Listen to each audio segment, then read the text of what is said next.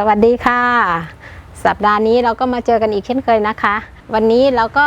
มีเมนูอาหารเด็ดๆที่ทำง่ายและอร่อยมาแนะนำเพื่อนๆเช่นเคยนะคะแต่วันนี้อาจจะใช้เวลานิดนึงวันนี้เราก็จะมาแนะนำเมนูซุปเปอร์ตีนไก่ค่ะ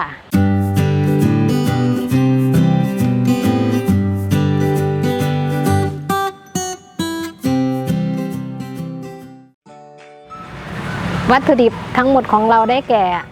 ตีนไก่ข่าตะไคร้ใบมะกรูดรากผักชีสำหรับโรยหน้าพริกขี้หนูผงปรุงรสน้ำมะนาวเกลือน้ำมันสำหรับทอดแล้วก็น้ำเปล่าค่ะ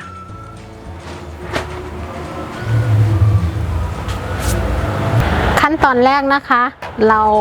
มาทอดตีนไก่กันก่อนเลยอันดับแรกถ้ามีเวลานะคะก็ทอดจะอร่อยกว่าแต่ถ้าสมมุติว่าเพื่อนๆไม่มีเวลาก็ต้มได้เลยนะคะ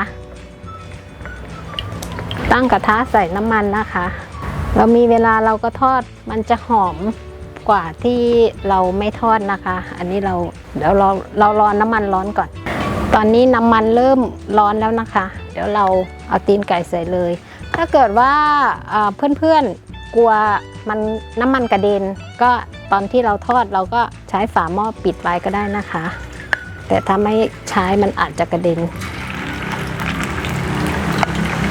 ไม่ต้องใช้ไฟแรงมากนะคะใช้ไฟปานกลาง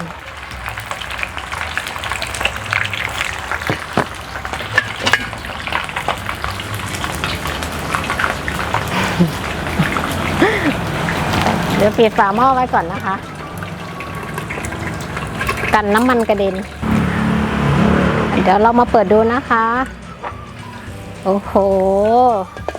กำลังเหลืองเลยเดี๋ยวเราตักขึ้นเลยนะคะเหลืองแล้ว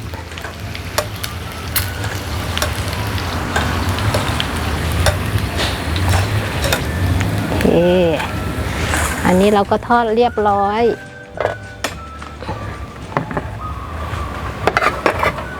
ตอนนี้เดี๋ยวเรามาต้มน้ำเลยนะคะ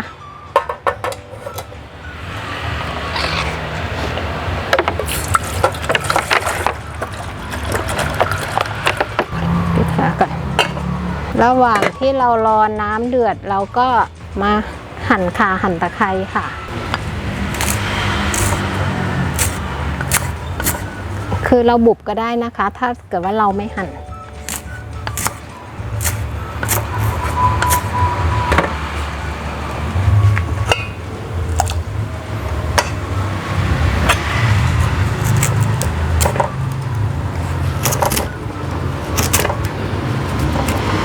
มีดก็คมก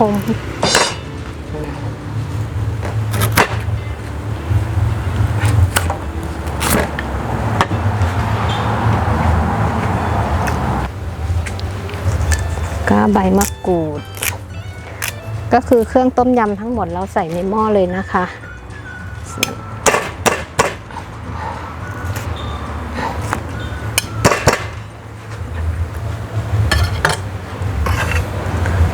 ปิดฝารอให้มันร้อนก่อน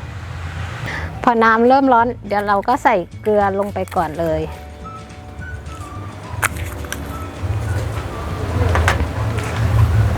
ก็ผงปรุงรสประมาณ1 ช้อนโต๊ะนะคะก็ตามด้วยตีนไก่ที่เราทอดเมื่อตะกี้นะคะใส่ลงไปเลยก็ปิดฝาก่อนเลยรอให้ร้อนก่อนนะคะตอนนี้เราก็ต้มมาสักพักหนึ่งนะคะประมาณ20 นาที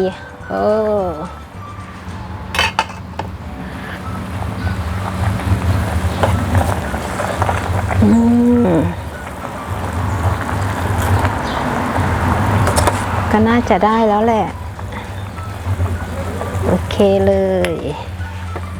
อันนี้ก็สุกแล้วนะคะเดี๋ยวเราปิดแก๊สกัน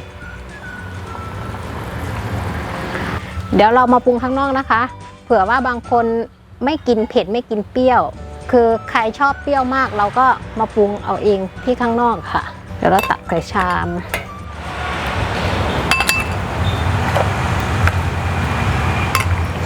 พ มันจะหอม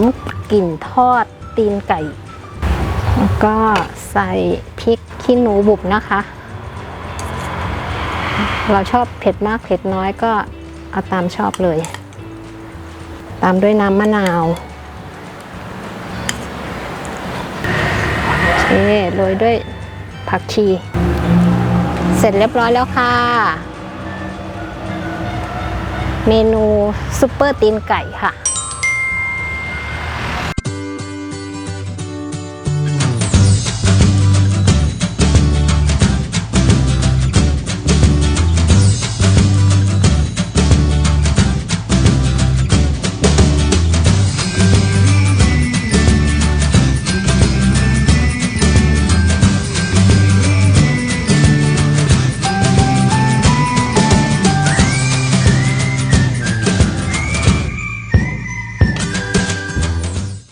เดี๋ยวขอชิมก่อนนะคะ ถ้าไม่เปรี้ยวก็อาจจะได้เพิ่มมะนาว ถ้าเปรี้ยวแล้วก็พอ โอ้สั่นเลยตกลงว่าสั่นหิวข้าวหรือว่าสั่นอะไร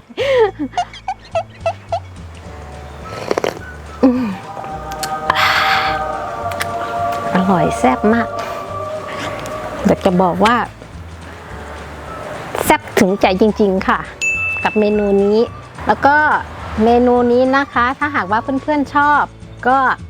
ฝากกดไลค์กดแชร์แล้วก็กดติดตามเพื่อเป็นกำลังใจให้พวกเราได้ทำคลิปใหม่ๆมาให้เพื่อนๆได้ชมอีกด้วยนะคะสำหรับสัปดาห์นี้ขอบคุณมากค่ะสวัสดีค่ะ